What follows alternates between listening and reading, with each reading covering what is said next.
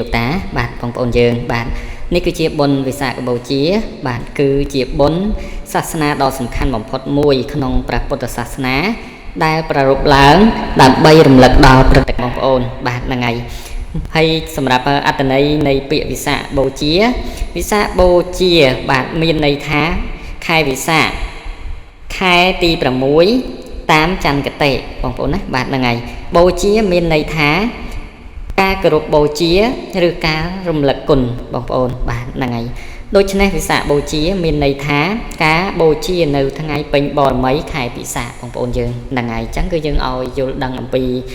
បុណ្យនៃវិសាខបូជាបងប្អូនណាបាទព្រឹត្តិការណ៍សំខាន់ទាំង3សម្រាប់ការប្រសូតណាបងប្អូនបាទការប្រសូតព្រះពុទ្ធបានប្រសូតនៅសួនជាព្រះរាជបុត្ររបស់ព្រះបាទសុទ្ធោទនៈនិងព្រះនាងសិរិ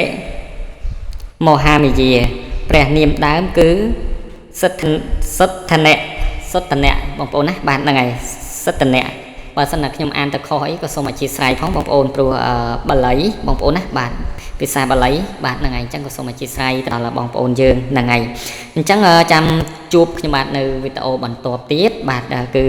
ខ្ញុំនិយាយអំពីការត្រាស់ដឹងបាទរបស់ព្រះសម្មាសម្ពុទ្ធណាបងប្អូនយើងបាទហ្នឹងហើយការត្រាស់ដឹងរបស់ព្រះសម្មាសម្ពុទ្ធហ្នឹងហើយអញ្ចឹង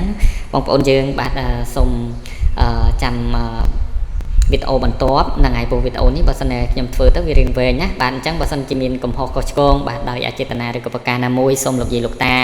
បាទនឹងព្រះដេចគុណគ្រូព្រះចៅអធិការ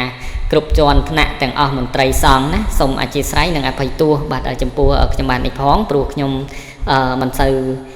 ក្នុងការប្រសពអានជាភាសាបាលីណាហ្នឹងហើយអញ្ចឹងសូមអរគុណបាទនិងសូមជម្រាបលា